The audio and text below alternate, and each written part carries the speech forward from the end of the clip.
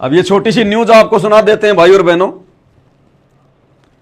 ये बहन आपको बताएगी एंकर कि हरियाणा के रोहतक में क्या था, मुख्यमंत्री क्यों आ रहा था, क्या सारा माजरा था।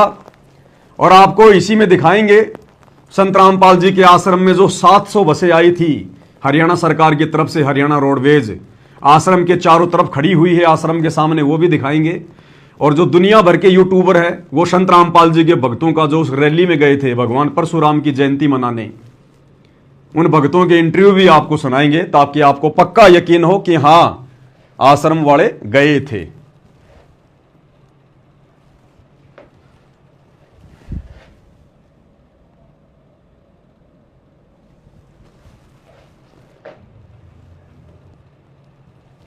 और रुख अब हरियाणा के रोहतक करेंगे। यहां भगवान परशुराम जयंती समारोह का आयोजन किया जा रहा है। पहरावर में राज्य स्तरीय समारोह का आयोजन हो रहा है। मुख्यमंत्री नायब सिंह सैनी बतौर मुख्य अतिथि इसमें शिरकत करेंगे। रोहतक लिए चलते हैं, आपको बता दें कि भगवान परशुराम जयंती समारोह का आयोजन किया गया है और ये तस्वीरें जो है सीधी आपकी टीवी स्क्रीन पर मुख्यमंत्री नायब सिंह सैनी क्या कुछ कह रहे हैं वो भी आपको सुनाते हैं, सुनिए। मैं प्रणाम करता हूं, मैं नमन करता हूं और आज ऐसे महापुरुष की जयंती को हम मिलकर के मना रहे हैं, जिसको मनाने के लिए हम सबका गर्व से सर ऊंचा होता है। क्या कह रहे हैं मुख्यमंत्री जी परशुराम की जयंती के ऊपर लोगों को संबोधित करते हुए कि ऐसे महापुरुष की जयंती आज हम सभी मिलकर मना रहे हैं। लपेट लिया काल ने सतलोक आश्रम मैनेजमेंट वालों को, जो हजारों की संख्या में गए थे वहां पर हरियाणा सरकार की बसों में बैठ बैठकर। क्या कह रहे हैं मुख्यमंत्री जी कि हम सभी कौन, सामने जो भी भीड़ है, वो चाहे जगत वाले लोग हों, चाहे बीजेपी वाले हों, चाहे सतलोक आश्रम से आए हुए अंध भगत हों, सबको लपेट लिया काल ने। एक भी माई के लाल की हिम्मत नहीं हुई कहने की खड़ा होके कि जी हम तो परशुराम जी की जयंती नहीं मनाया करते, हमें क्यों लपेट रहे हो। अगर कोई कह देता तो मुख्यमंत्री फिर सीधा बोलता, फिर क्या तेरे दादा का श्राद्ध निकालने आए यहां। अरे इस रैली में तुम सबको पता है कि परशुराम की जयंती मनाने आ रहा हूं मैं। अगर तुम सतलोक आश्रम वाले परशुराम की जयंती मनाने नहीं आए हो तो क्या तुम्हारे दादा परदादाओं के श्राद्ध निकालने आए हो क्या तुम यहां पर। भागो यहां से। अब बोलेगा कौन, काल ऐसे ठगता है। तो इस मुख्यमंत्री के माध्यम से काल ने सबको लपेट लिया कि हम सभी आज यहां महापुरुष परशुराम की जयंती मनाने के लिए एकत्रित हुए हैं। अब किसी भी सतलोक आश्रम वालों के द्वारा इस बात का विरोध ना करना, यह स्वतः जग जाहिर हो जाता है, काल की डायरी में लिखा जाता है कि भैया इसका मतलब आप सभी लोग परशुराम की जयंती मनाने में सम्मिलित हो। आश्रम वालों तुम्हारा भी सहयोग हो गया भगवान परशुराम की जयंती में।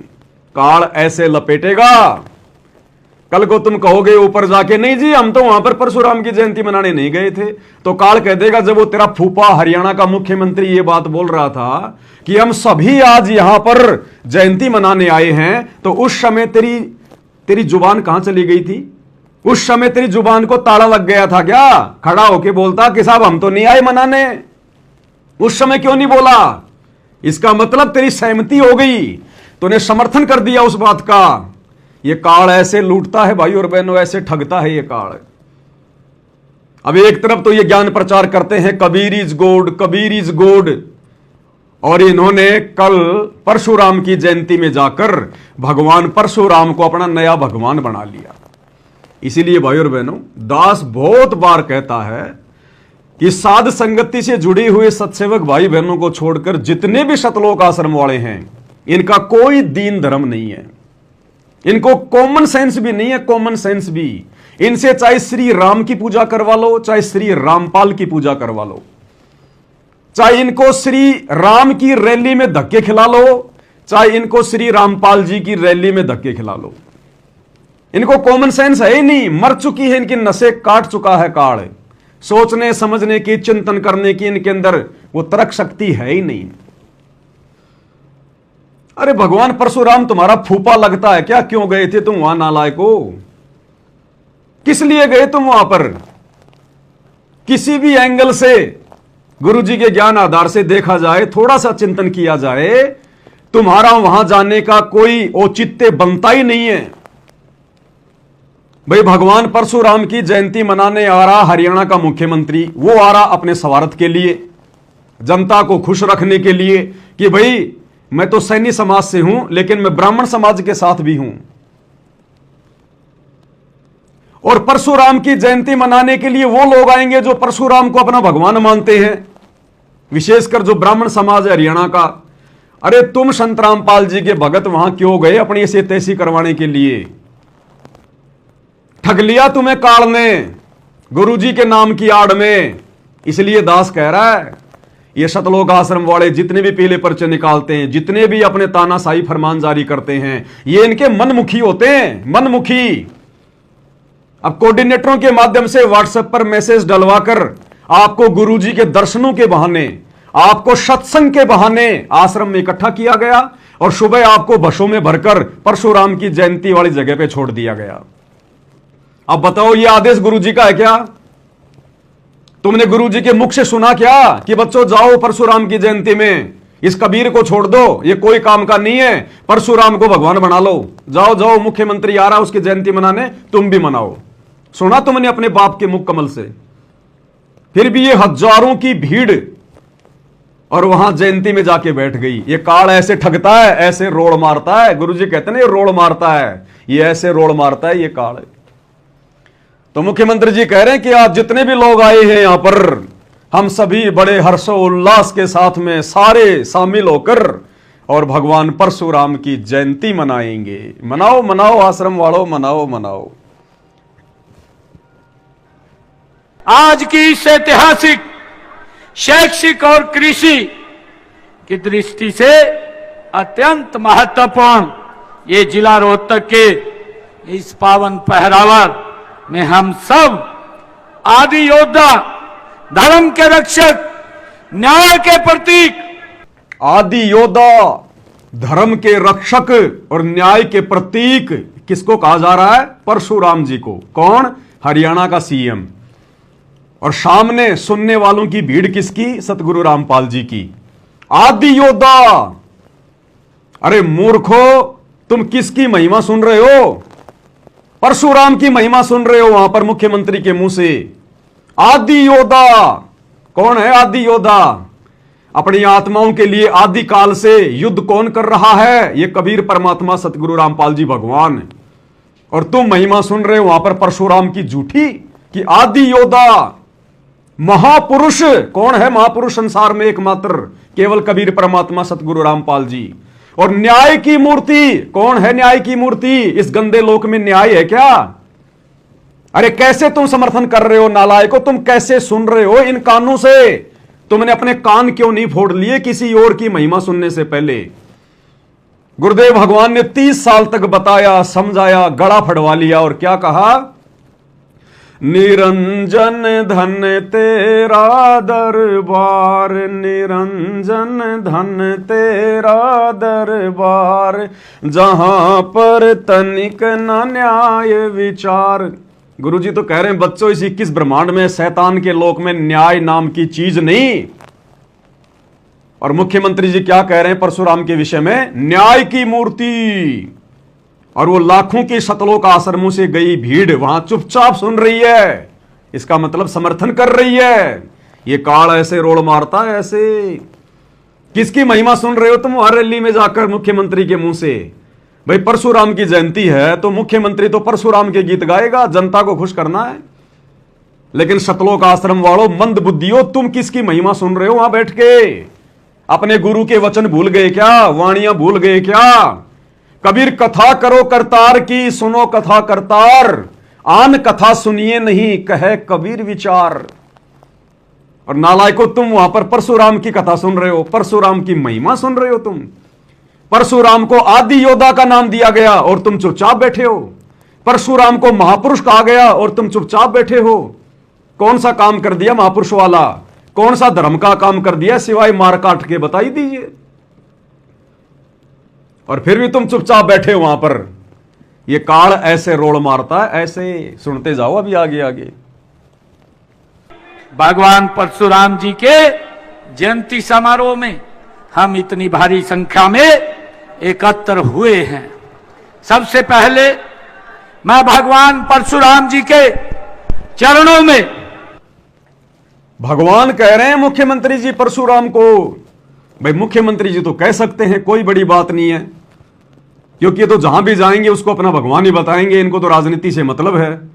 कल को अगर गोरखनाथ की जयंती में जाएंगे तो भगवान गोरखनाथ कहेंगे, आज परशुराम की जयंती में है तो भगवान परशुराम कहेंगे। लेकिन जो मंद बुद्धि भक्तों की भीड़ वहां बैठी हुई है हजारों की संख्या में, नालायकों, एकमात्र कबीर भगवान के अलावा यदि सामने खड़ा होकर कोई दूसरे को भगवान बता रहा है और तुम्हारी जुबान पे ताले लगे हुए हैं, तो तुम तो महाभारत के भीष्म, कर्ण और द्रोणाचार्य वाली भूमिका निभा रहे हो, जो सब कुछ जानते हुए भी चुपचाप बैठ के सुन रहे हो, जुबान पे ताला लगा के बैठे हो। अरे तुम काहे के भगत हो? धिक्कार है तुम्हारी माताओं को जिसने 9 महीने तुम्हें अपने गर्भ में रखा। संत रामपाल जी ने 30 साल तक चिल्ला चिल्ला के बताया कबीर भगवान है, कबीर भगवान है, कबीर भगवान है। और तुम हरियाणा के मुख्यमंत्री की रैली में उसके मुंह से यह शब्द सुनने के लिए चले गए कि भगवान परशुराम है, भगवान परशुराम है, भगवान परशुराम है। दोगले इंसानों, कौन से नरक में जाओगे? अपने गुरु के साथ में गद्दारी कर रहे हो। 30 साल तक गुरु ने समझाया कबीर भगवान, तुम्हारे नहीं समझ में आई। आज मुख्यमंत्री कह रहा है परशुराम भगवान। बड़ी शांति से सुन रहे हो, बड़े प्यार से सुन रहे हो। तुम्हारे द्वारा परशुराम को भगवान कहने पर कोई विरोध ना करना, इस बात का यह प्रतीक माना जाता है कि तुम भगवान परशुराम के पक्ष में हो। यानी परशुराम भगवान है, तुम आश्रम वालों को कोई आपत्ति नहीं है। इसलिए दास कहता है इन मंद बुद्धि आश्रम वालों से चाहे श्री राम को भगवान मनवा लो और चाहे कबीर को भगवान मनवा लो, चाहे परशुराम को भगवान मनवा लो, चाहे कबीर को भगवान मनवा लो। इनकी कॉमन सेंस वाली नसें समाप्त हो चुकी हैं। इन्हें पता ही नहीं है कि हमारे सामने थाली में गोबर रखा है या भोजन रखा है। इनको तो खाने से मतलब है। यह हालत हो चुकी है सतलोक आश्रम वालों की। घुटनों में दिमाग जा चुका है, घुटनों में दिमाग, कॉमन सेंस भी नहीं बची है। इसलिए हिसार जेल से आने वाली ऑडियो में गुरु रोता है और गुरु कहता बच्चों ये तुम्हारी अग्नि परीक्षा चल रही है, अग्नि परीक्षा। और इस अग्नि परीक्षा में पतंगे की तरह ये सतलोक आश्रम वाले जल रहे हैं। सौभाग्य है साध संगति से जुड़े हुए सत्सेवक भाई बहनों का। बारंबार गुरुदेव भगवान को दंडवत प्रणाम किया करो कि हे परमात्मा, आपने हम तुच्छ बुद्धि जीवों को साध संगति से जोड़कर आखिर कैसे सद्बुद्धि दे दी कि आज हमें आपके मुख कमल से निकली एक एक वाणी समझ में आ रही है। आज हम अपनी मर्यादा बचाकर केवल आप ही को भगवान मानकर भक्ति कर पा रहे हैं। यह आपका परम सौभाग्य है भाई और बहनों, जो भाई बहन साथ संगति से जुड़े हुए हैं। अन्यथा इन सतलोक आश्रम वालों की देख लो काल कैसे दुर्गति कर रहा है, रैलियों में धक्के खिला रहा है। जिस गंदी राजनीति से और गंदे राजनेताओं से सतगुरु रामपाल जी का 36 का आंकड़ा रहा है, उन्होंने अपने भक्तों को कभी गंदी राजनीति के आसपास भी नहीं फटकने दिया। आज उन्हीं का नाम ले लेकर धोखे से संगत को उनके दर्शनों का नाम लेकर, सत्संग का नाम लेकर आश्रमों में जमा किया जाता है। हरियाणा सरकार के साथ में एग्रीमेंट कर लिया जाता है कि हमारे पास में भीड़ है लाखों की, जितने मर्जी चाहिए उतने भगत ले लो हमारे से। क्या पता इन्होंने पैसा भी लिया हो हरियाणा सरकार से, अन्यथा ऐसे फोकट में 700 बसें क्यों भेजेगी हरियाणा सरकार? हरियाणा सरकार 700 रोडवेज बसें सतलोक आश्रम में क्यों भेजेगी? देख लो यहां क्या हो रहा है भाई और बहनों। सरेआम इन आश्रमों को राजनीति का अड्डा बना दिया, राजनीति का अड्डा। आगे क्या कह रहे हैं मुख्यमंत्री जी? अपना शीश नवाता हूं और उन्हें सत सत नमन करता हूं। आप सभी को इस शुभ अवसर की मैं बहुत बहुत बधाई और शुभकामनाएं देता हूं। ले ली शुभकामना, बधाई के पात्र बन गए आश्रम वाले और शुभकामना भी ले ली मुख्यमंत्री की। भाई सामने बैठी हुई भीड़ किसकी है? 700 बसें कम नहीं होती। एक बस में अगर 50 आदमी भी मान के चलें तो 700 बसों में कितने हो गए? कोई हजारों की भीड़ वहां पर केवल सतलोक आश्रम वालों की। और मुख्यमंत्री जी सबको बधाई दे रहे हैं और शुभकामना दे रहे हैं। और ये मूर्ख भगत मुख्यमंत्री की शुभकामना ले रहे हैं, क्योंकि विरोध तो तुम कर ही नहीं रहे। विरोध तो तुम कर ही नहीं रहे कि साहब हम परशुराम जी को भगवान मानते ही नहीं, इसलिए हम आपके मुंह से शुभकामना क्यों ग्रहण करें। हम नहीं लेते आपकी शुभकामना, लेकिन बोल तो कोई माई का लाल रहा ही नहीं, सांप सूंघ जाता है सांप। तो मुख्यमंत्री जी शुभकामना दे रहे हैं, आश्रम वाले ले रहे हैं और परशुराम भगवान की महिमा सुन रहे हैं। बाढ़ में जाओ गुरुजी, बाढ़ में जाओ कबीर।